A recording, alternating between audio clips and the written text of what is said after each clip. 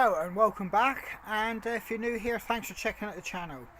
Today I'm going to discuss the rat situation as part of the documentation of my war against rats. Obviously I keep chickens, so this is the time of year I'm going to be dealing with them.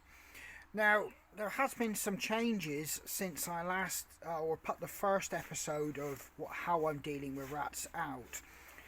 And it's quite significant really, because I'm not trying to teach people to suck eggs when it comes to sort of like dealing with rats. But ultimately, if you can see how I'm dealing with it, and I've been quite successful over the years, you can actually apply that possibly to stuff or situations you're dealing with in regards to rats. Well, you can quite clearly see I've got a humane trap there. It's been re-sighted because I'm trying to target a different area now. And obviously it's against the side because these rats will, 9 times out of 10, will follow a line, a curve. And it's usually along a building or a direct, wall situation. So by putting it there, that gives me my best opportunity to try and capture the rodent that's tracking along the chicken hutch. They've been re-sighted due to the fact I stopped catching rodents, and I'm in the process now of re-evaluating where to go with this, because yet again I'm not catching anything. And the same with this trap here on this particular corner. I haven't repaired it because the simple reason I want to actually catch everything, and if there is any nests or burrows inside there, I want them to be able to exit so I can catch them here.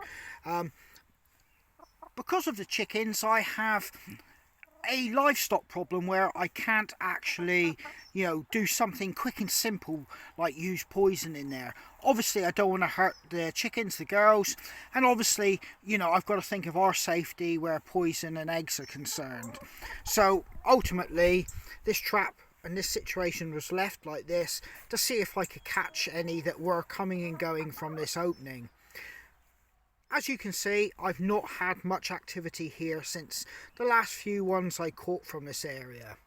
But I can still see they are traversing along a set path here. So my bait box is there, and I'm going to open that and check that out and see what the situation is, because I filled it about 4 days ago, so we'll have a quick look. So this is a recognised bait box by a manufacturer. It's nothing that I've made myself. Comes with a key for security so nothing can get in there like a pet or a child, which is something to bear in mind. And opening it up, I have nothing left. That was filled 4 days ago. So I do know, even though I'm not catching them with the other traps, and I'm not physically seeing them with a naked eye, I do have rats still. I'm going to put some protection over my hands. I'm going to load it up again. But yes, that is something to bear in mind. Just because you're physically not catching them and you're physically not seeing them, it does not mean you do not have rats. And that's the great thing about deploying different methods. It gives you a clearer insight into what is actually happening on the ground. So I'm using a bait block which is almost like a waxy consistency, which holds the poison. It's waterproof, so obviously when it's getting damp and wet down here, it's not going to fall apart. It is quite simply just a case of loading up the magazine inside here, but once you shut the box you do have to use the key to gain access again. So I'll continue doing that and push it open, and just take the bar out of the box which retains the actual poison blocks, and it's just to load the magazine as such. And I think if memory serves me right, I can get 8 or 9 of these blocks inside the magazine. Obviously with any form of poison, you have to bear in mind pets, animals, you know, particularly kids, livestock, and where that poison could end up into the food chain. I.e., because I'm doing this around chickens, I have to be extremely cautious and careful. 1, 2, 3, 4, 5, 6, 7 blocks, sorry. So I've got 7 blocks in there, which I'll show you. 7 blocks loaded into the magazine. This will take the slightly bigger blocks, I think, but I've just got a small piece of wood I've manufactured, which I stuff in beside it there, so they can't pull it out, can't pull the block out and remove the block. They've got to nibble it in situ. Just reinsert the metal bar again. Close the lid and it's good to go to deploy. And like I said, always remember dealing with poison. Clean up and finish after yourself. And put out the way, safely stored from all children, pets and any harm it could do. So I'm not catching in the actual mechanical traps, be it spring trap or humane. Now, rats will get smart, and if enough of their friends get caught, they will avoid a situation. You know, that's not a guarantee, but you know, they will get smart to a situation, and you have to keep redeploying in different areas to allow them not to become inherently fearful of the trap. For me, unsuccessfully, you know, in trying to catch them with the traps, I'm going to remove my mechanical traps for a few days to allow them that knowledge that they can freely move before putting the traps back. The bait box, even though it's been successful in that corner 4 days and I've lost 7 blocks, I'm now going to redeploy it somewhere else, and I'll show you where. Now, when you get to an area you have a suspect feeling that there are rats, you have to do a sweep of the whole area and check roughly where these rodents will be. And like I said, you have to do a thorough, in-depth investigation. You can't just have a quick visual look.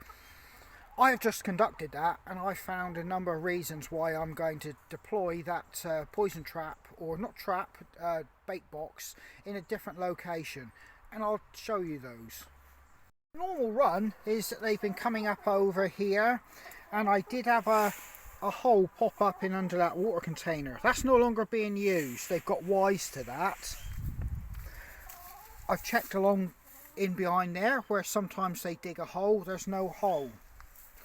I'm checking all the way around and I can't see evidence of a rat run here, but there is no grass there and it's looking warm. They're definitely using that hole there.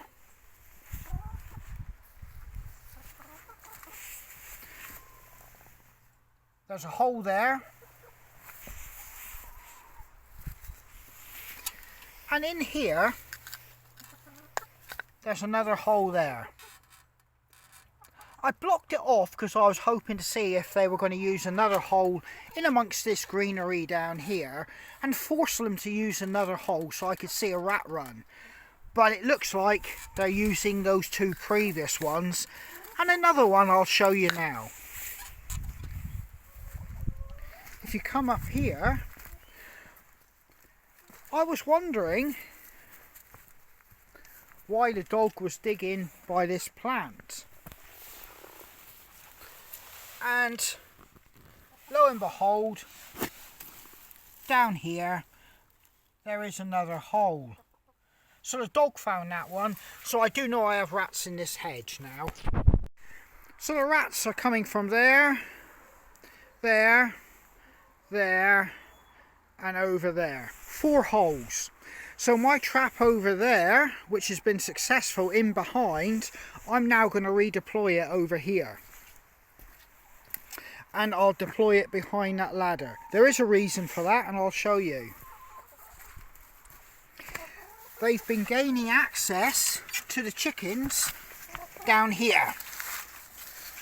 And you'll see a hole. I'm not going to block that, because like I said, I want the rats to have free access back and forwards. But along this run here, I'm going to put the bait box pretty much where that humane trap is now, and that should be enough now to target these rats that are in this hedge.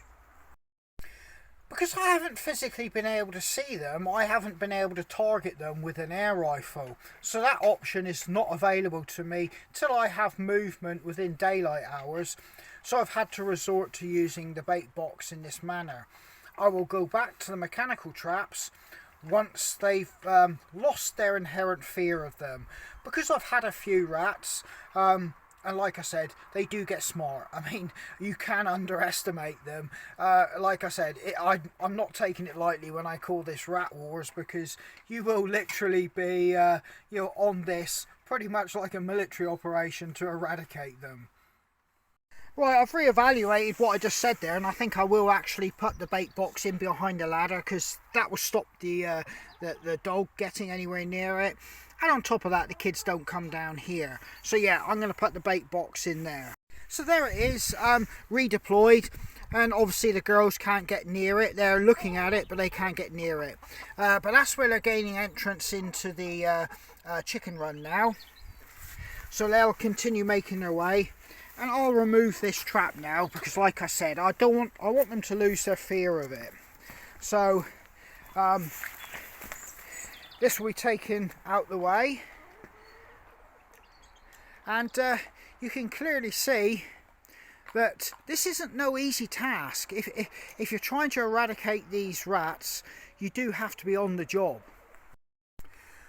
So if you don't want to use any poison, you then have to go back to your mechanical traps and keep redeploying them, and it would be a constant move of these traps to stop you getting those rats fearful.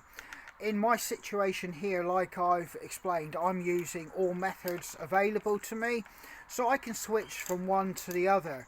But I do understand if somebody wouldn't want to use poison, and I understand that fully. But like I said, it would be slightly more effort on your part.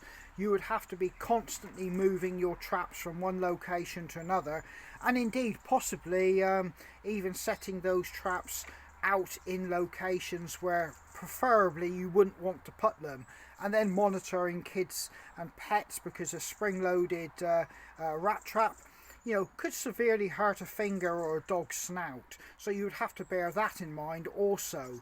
So yeah, for every benefit there is a cost in another way. So like I said, I use all methods available to me, and I'm hoping you can see how I'm deploying them against these rats.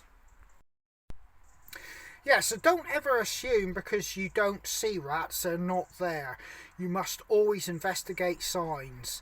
And like I said, you could clearly see by my trap I was losing poison, so I definitely still have rats even though I'm not seeing any and I'm not catching any. So please never give up just because you don't physically see them in a trap or with your own eyes. Right, we'll just get rid of this trap. We'll make it safe at the moment. So there you go. Like I said, a dog's snout or a kid's finger, always be careful where you deploy these. I'm going to give the rats, if they haven't all been poisoned, just a day or two of free run here just to get confident, and then I'll redeploy these traps. But I don't see any rat run coming down this side because there's no disturbance. Well, that's where I am with my, rat catching operation at the moment. And as you can see, it's taken a slightly different turn, and I'm using different methods now. I still haven't been able to take one with an air rifle. They're not presenting me with a target. And like I said, the traps themselves have dried up. And now I'm relying on the poison. But ultimately, it is basically that age-old game of cat and mouse with them now. And basically I've got to eradicate where these holes are in my hedge, because from there they have a safe haven, the cats can't get at them, and they can multiply out of control. So hence I've made that choice now to deploy the bait box where it is. Yeah, just a quick one, and it goes without saying, always wear protection on your hands and yourself.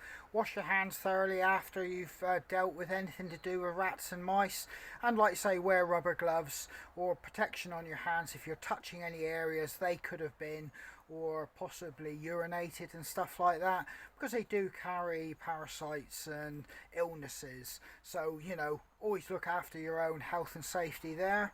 And then there's the subject of the poison. Follow the manufacturer's guidelines on the boxes.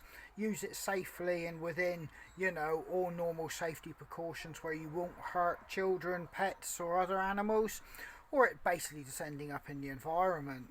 And also use any device, trap, or container as it was intended by the manufacturer. I don't follow what I've did with modifying mine, but yeah. So stay safe with all this, because there are health and safety implications with it. So I'm going to wrap this up till we get some results, and then we'll move back to deploying those traps, and hopefully I might even be able to get the air rifle on some targets. And let's see if we can knock these out so I don't have to deal with anything more of a problem than I've already got. But as you can see, you've got to keep on top of it, and just keep plugging away at it. So yeah, this is Andy, and I'll catch you again with the next episode of Rat Wars.